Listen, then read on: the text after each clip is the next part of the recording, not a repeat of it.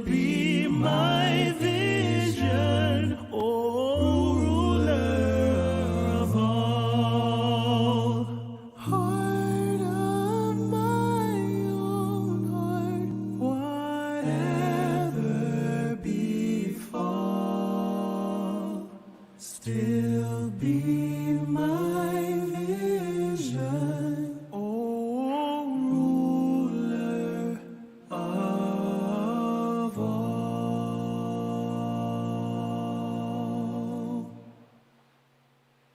Thank you. You may proceed.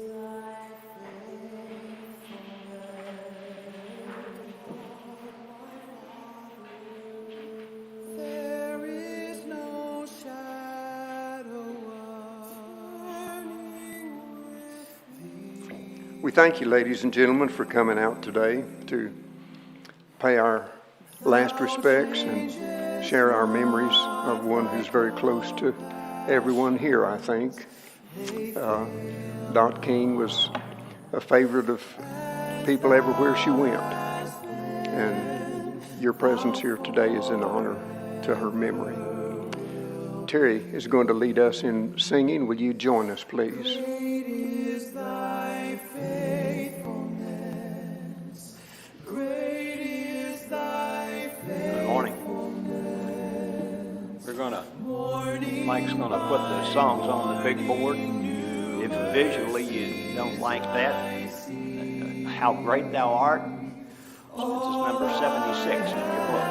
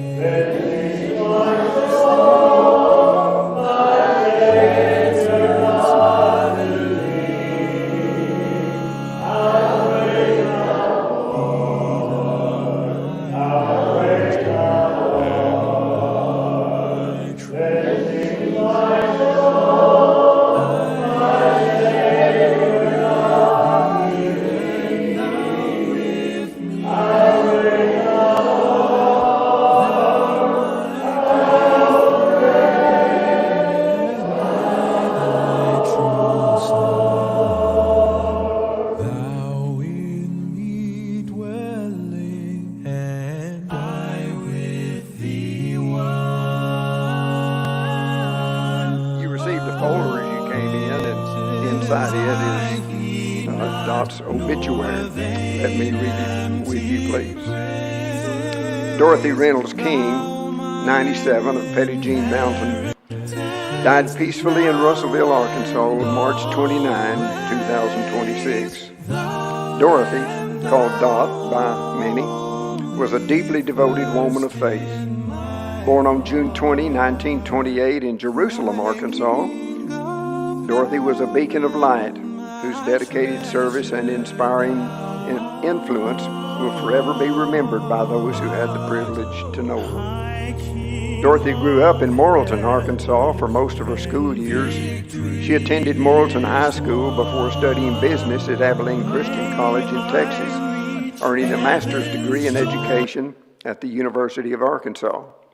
Following World War II, in 1951, she married her husband of 57 years, Arthur Ray King. He was a U.S. Navy veteran, having served in the South Pacific, a graduate of Hendrix College and the University of Arkansas.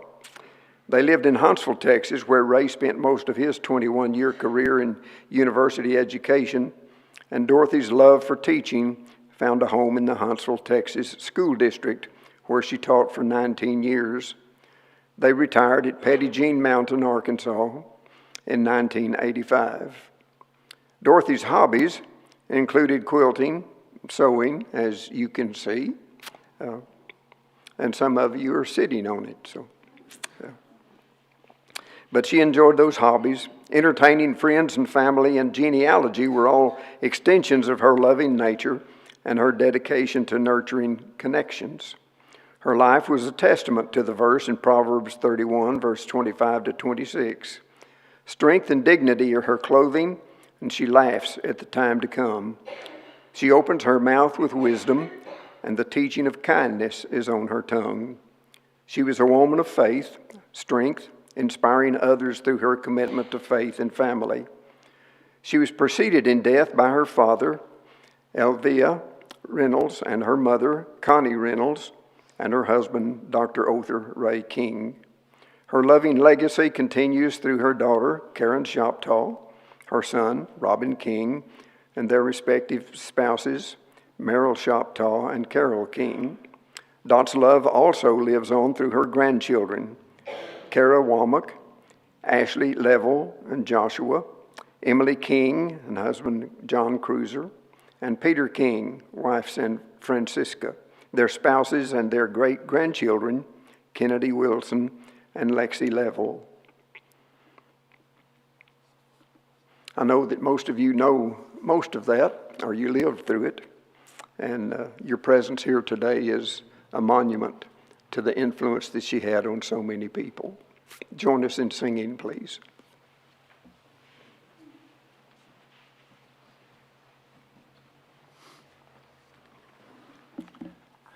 Once again, if you're using a book, we're going to sing Amazing Grace. It's on page 129. Otherwise, it'll be here in front of us. Amazing grace, how sweet the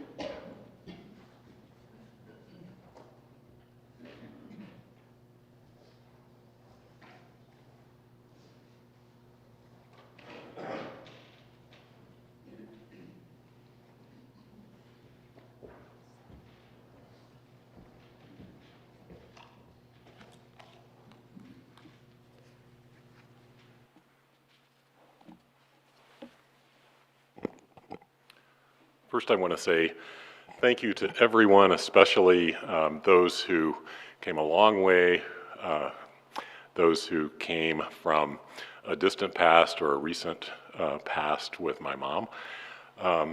It's hard. These last 3 weeks have been difficult in some ways, and she made it easier in others. And so we're going to share some reflections with you. Part of them are from my mom's words, part of them are from my dad's. And again, thank you, Dan, for your words and being with us today. The first reflection, sorry, thought I was ready.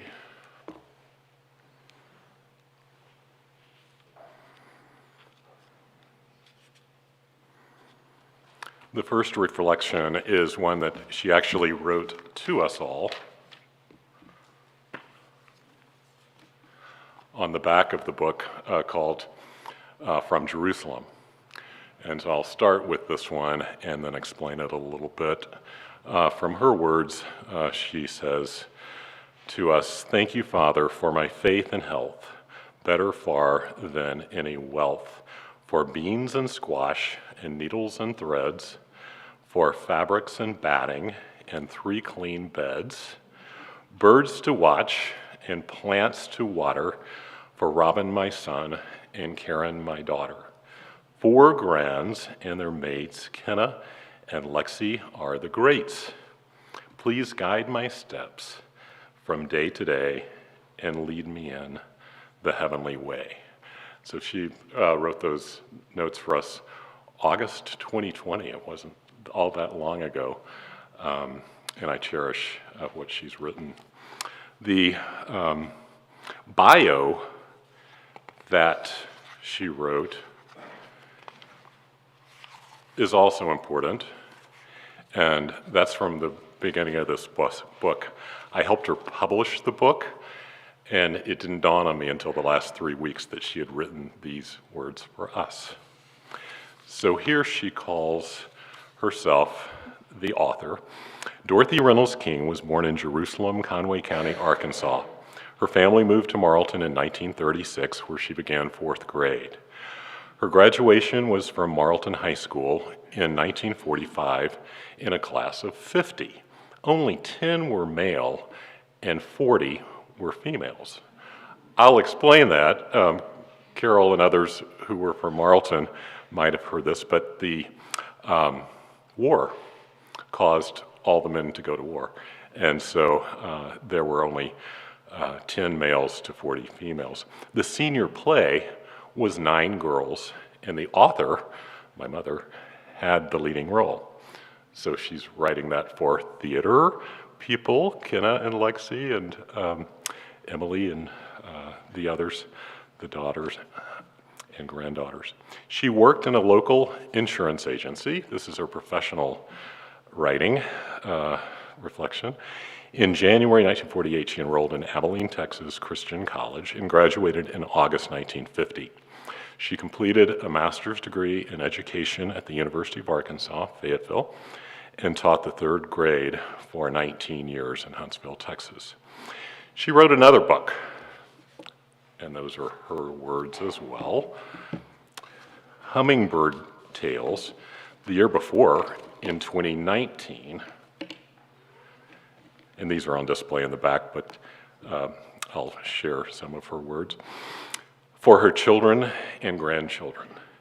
It's a tale of passion for attracting the native bird species to her family's Arkansas homes in Fayetteville, Petit Jean Mountain, and Dover, those last few years.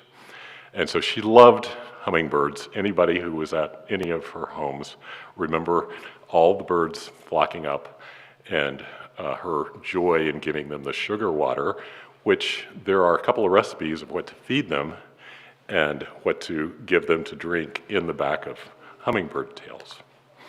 Her travel destinations over the years have been to Asia, Europe, Canada, United Kingdom, Central and South America, and most of the United States. And at least the first couple of rows of us went on many of those trips, including missions trips. Those were Central and South America. Most of the United States, I think I'm only missing one at this point. The UK, France, Canada, at least I went on one of those, and all over Europe, Karen and I, by the time we were in high school, and Asia to see a cousin who's not here, Gail Britt, back in middle school for me. So the journey from Jerusalem, she wrote, has been a long and interesting one, filled with wonderful memories of people and places. And at the end of the Hummingbird Tales, she wrote,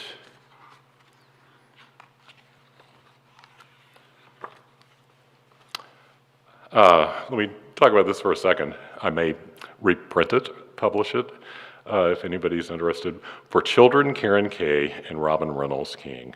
Grandchildren, Kara, Ashley, Emily, and Peter. And great-grandchildren, Kennedy and Lexi. And it's a personification of those very birds that she would welcome to her house. And we love that. We love what she did. So those were her words, her bios. She authored actually another book that we didn't get published, and it would touch many of us in this room today. It was called Entertaining Ideas, and she showed me the drafts for it several years, even before the ones we published. I think my answer was, Martha Stewart probably has that covered, but it was all about entertaining and all the ways you would prepare to do that. And what our family at least did is get that from her. And the way we grew up was to always have people come in, especially on Sundays and especially on holidays, and entertain them well, and she did. There's one more book that I'd like to call attention to, and 3 weeks ago, Karen had saved a little book that Emily gave to her, and it speaks for itself, and I asked Emily to share those words.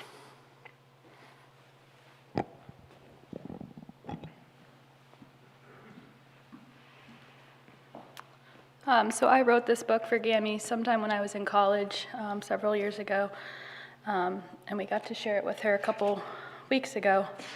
So I'm going to read it. It's 50 Things I Love About Gammy. It's like fill in the blank. Here's the picture of her that I remember. The last couple of years she was in the hospital, and the life that she lived the last few years wasn't the life that I really remember from my childhood. So this is the Gammy that I will always remember. 1, I love your hugs. 2, you are my favorite quilt-making, Coca-Cola loving grandmother in the world. 3, I love hearing stories about your childhood and when you helped the war effort as a young girl. 4, I love how talented you are at quilting. 5, when we are apart, it makes me happy to think about the song you sang to me as a little child. Emily, Emily, E-M-I-L-Y-I-C, Emily, Emily, Gammy's little girl. 6, I believe we'd make a great cookie decorating team. 7, I love to watch you feed the hummingbirds. 8, you deserve the Cheerful Award. 9, I love the sound of the clock ticking in the family room when you have us in your house. 10, if you were a holiday, you'd be Thanksgiving because you have such a giving heart, and I'm so thankful for you. 11, it's hard to put into words how strongly I feel about your candied pecans. She used to send them to us at college. 12, I love how good you are at giving me cards and letters and photos of our memories. She would always make us scrapbooks and send them after all of our trips. 13, I wish I had known you when you were my age. It sounds like you were an inspiring young woman. 14, I love how you make everyone feel so loved. 15, I love going to church with you. 16, I love to remember summer visits to Arkansas. 17, you have great taste in Norman Rockwell plates. She had so many. 18, I love how you go walking every day I've been told it was called the Dot Trotters on Petit Jean. 19, if you wanted to, you could easily open up a Coca-Cola museum. 20, you make me want to be a better person, granddaughter. 21, I would love to create a Norman Rockwell plate or Coca-Cola painting for you to add to your collection. 22, I love to play checkers with you. 23, I believe the world needs your unique generosity.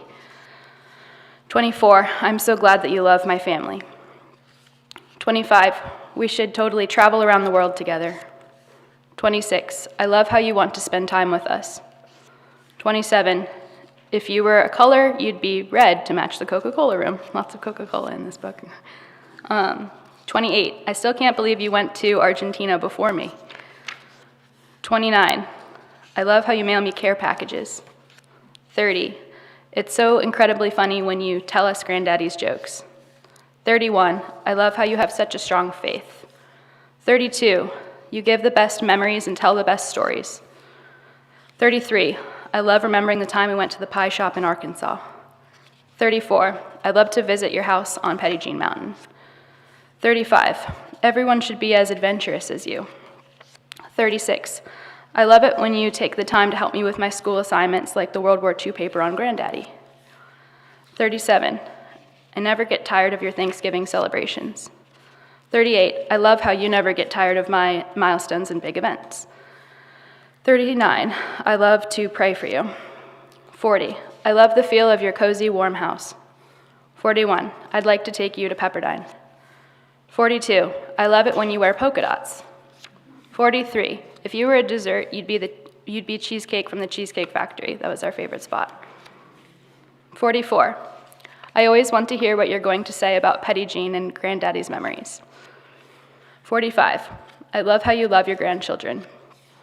46, I love how you believe in helping the less fortunate in all your many trips around the world and locally. 47, I'm kind of obsessed with your pecan pies. 48, I love how you love me. 49, nobody can remember old stories like you can. And 50, I'm so thankful that you're my grandma.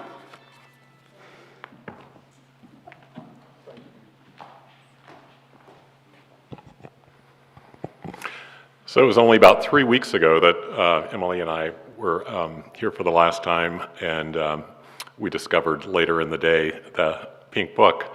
The next morning was my last day with her, and I can't tell you any reaction other than as I read the pink book to my mom, she had this huge twinkle in her eye and smile on her mouth and lips and said, "Thank you." And that's who Dorothy was. Dorothy had many names, a few that we've talked about today. She, when we were little children, loved to be called the same names as her parents, Mama and Daddy or Granddaddy. And the names were endearing, but she also, when she had grandchildren, wanted to be called Gammy. And so that was her grandchild and great-grandchild name, Gammy. But Dot was her favorite, and her friends from Marlton High School were called the Grasshoppers. And the Grasshoppers, so the story goes, and I'm sure it's accurate, made their own clothes to match each other, and Dot's favorite clothes were the polka dots. And so the Grasshoppers in Marlton High School and the polka dots and all of that were part of her joy. And there was one more endearing name that she had. Does anybody remember a favorite name? Kara does. So my dad would call her Duck. And usually, almost always, my mom was in a great mood, and that same look would come, the twinkle in the eye, the little smile, and she would look at my dad and say, "Quack." So my mom had many names, and that was one that some of us shared. Memories from Fayetteville. When Karen and I grew up, our first house was just up the hill from Razorback Stadium. And I was little, and I didn't know why tens of thousands of cars would come every other Saturday to see us across the street and park their cars in our street and all that. And anyway, but that was Razorback Stadium. My dad was a huge Hog fan. And of course, they would call the Hogs and say something like pig suey or something like that. And so we were growing up, and I thought that was normal. I thought tens of thousands of people would drive up to your house every couple of weeks. But so my dad, when he decided to move to Texas, sat us down and said, we're going to move to Texas. And I remembered all of the SEC games that we had seen from Baylor and from Texas and from SMU. We have a couple here. Auburn over there. But anyway, SEC and Razorbacks were part of our life. And so when we moved to Texas, I thought, what's going to change? Well, Huntsville was right in the middle of a big circle where 8 SEC teams played. And so Arkansas would visit SMU, we'd drive up. They would visit Texas A&M, we'd drive over. And so by the time I was in college, I think I'd been to every SEC stadium, at least among those 8 schools. But then I got a call once when I was in Houston working for a publishing company out of school. And my dad it was a call I'll always remember because I didn't expect it. My dad said, I've decided to retire. He was about to turn 65. And we found 3 lots available for sale on Petit Jean Mountain. Would you come up and help me decide which lot we would build a house? Donna Kay remembers the house. I think I see Donna Kay back there. So the idea I thought was interesting. So I rushed from Houston on the weekend and sat down with my parents and thought, you're really going to do this? After all these years in Texas. And my dad just got this grin on his face and he said, yes. Arkansas has just announced that they're going to play half their games in Fayetteville and the other half in Little Rock, and Petit Jean's right in the middle. So they could go to the games all the time. And so do you remember the Sellers? They had season tickets with the Sellers, and after a while they even had season basketball tickets to the Arkansas Razorbacks. So anyway, we enjoyed so many different things wherever we lived. My dad was always the Hog fan, and my mom would say quack if he called her duck. And so many great family memories. The quilts that Karen brought in for you to see are quilts of love. And as I thought about the quilts, I thought, what am I going to say about quilts?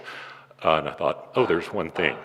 They're a patchwork of care and love for the time that goes into them of our whole life. And so all the quilts around you represent in some way or another time that my mom spent for us. And so I'm going to leave that with you. Peter is going to do a reading.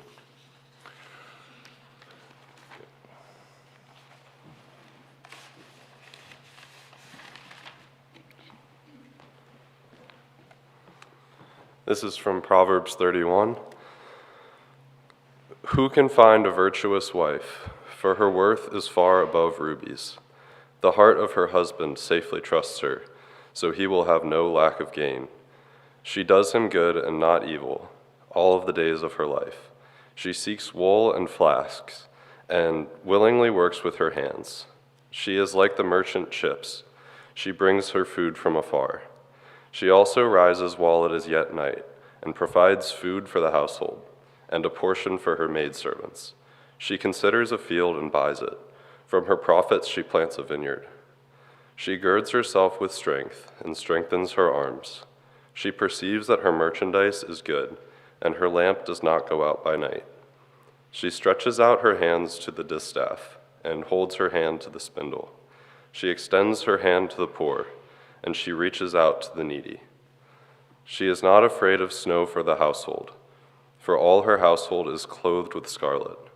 She makes tapestry for herself. Her clothing is fine linen and purple.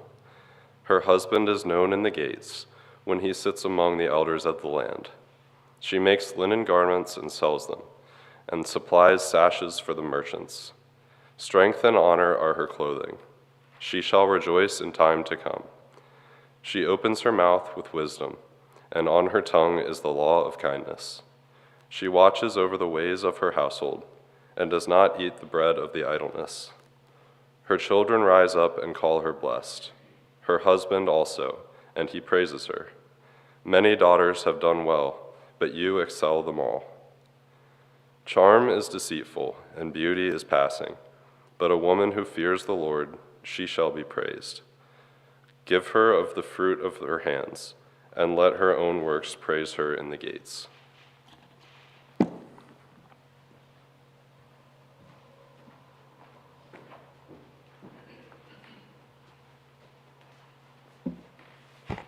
Thank you, men.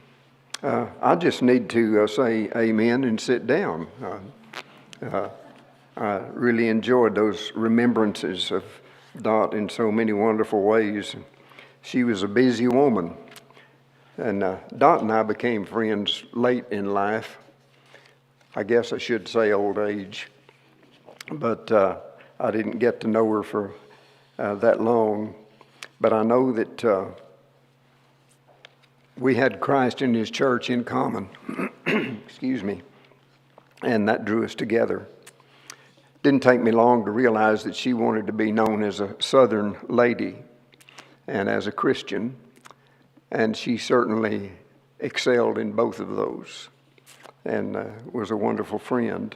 But the longer I knew her, the more I appreciated her. She always wanted to be involved, and you've heard a lot of the things that she's been involved in. But I think about some of the simple things that she talked about with me, and that was her hospitality in her home, tea parties for girls, and sending cards of every kind to everyone she knew. The post office stayed in business just because she was busy. But of course, it was mentioned that she took mission trips often to Nicaragua and other places, and attending the Pan American lectures was one of their favorites. But she and Ray were just fully involved in the local church in so many wonderful ways. But what I remember strictly was something I thought would never happen. I don't know, it was several years ago. We were in a class in Philippians, and we discussed Paul's statement in chapter 1, verses 20 and 21. And after class, Dot just mentioned in passing, "You can use that in my funeral." Well, little did we know. And so that's going to take precedence over some of the things that you asked for, okay? Use that in my funeral. And I never thought that it would. But Paul said that Christ will now, as always, be exalted in my body. For me to live is Christ, and to die is gain. That's something that every Christian should hold on to, and it seems very appropriate today. When Paul wrote that letter, his circumstances were not ideal.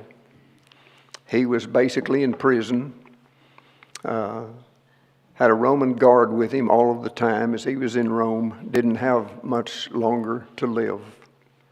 And so he wrote those words. Seems appropriate today because Dot, too, was a prisoner. She was a prisoner of her bed for months on end. Could not get up, could not go anywhere, but she was filled with joy and rejoicing. Always glad to see you when you came in with a smile and wondering what you were up to. And just enjoyed having visitors. But she was always full of faith, and I think Dot would want us to be rejoicing today because death really is a gain. Anyway, most of us believe, I think, that to die is gain, everyone here. And Isaiah expressed it 800 years before when he wrote, "Those who wait for the Lord will gain new strength. They will mount up with wings like eagles. They will run and not get tired. They will walk and not become weary." And the Christian experience is the imitation of the life that God has given us so that we can bring Him joy as He sees us living for Him. And that's because we live in hope. Like Abraham, we're looking for that city whose architect and builder is God. And our beloved friend has found it. And it pains us to think that those who do not believe in and worship God, this life is the best it's ever going to be. But for me to live is Christ and to die is gain. So don't weep for Dot. She's waiting for you with a spring in her step and probably inviting you to help her make another quilt, if truth be known. But what do we gain? If we think about death being a gain, well, we gain a better body. It's glorified. It's immortal. It's never going to die. And in this body of clay, we're subject to all the sorrows and tears that life brings to us, but the next life has none of that.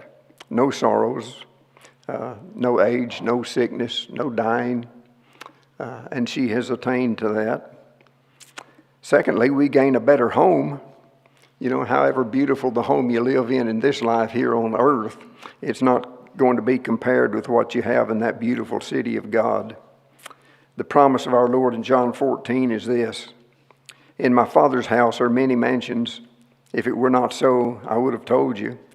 I go to prepare a place for you. And if I go and prepare a place for you, I will come again and receive you unto myself, that where I am, there you may be also." I think Dot was prepared for her home in heaven.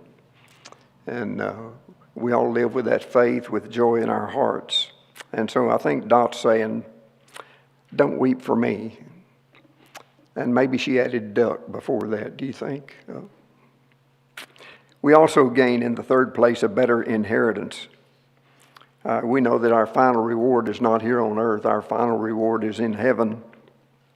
And so Paul wrote to the Colossae church to give thanks to the Father who has qualified us to share in the inheritance of the saints in light.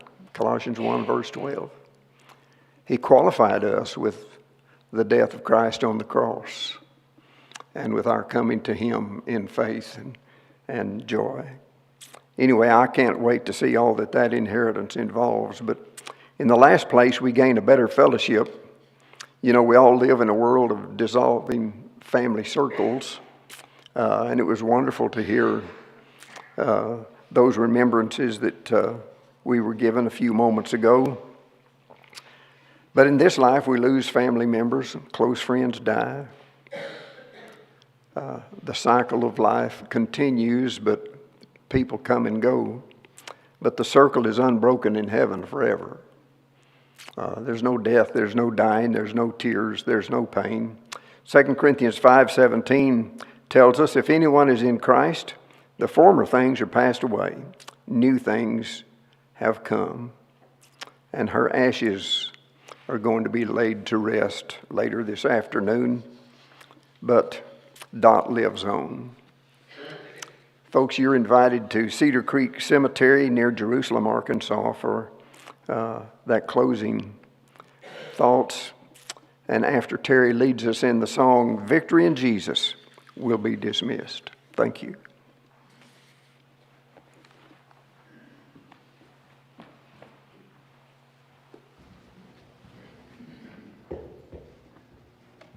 Victory in Jesus is page 470 in our songbook, but it'll be on the board. We sing better standing, but if you don't mind, let's stand for this song. Victory in Jesus. I heard an old story, how Savior came from glory, how He gave His life on Calvary to save a wretch like me. I heard about His groaning, I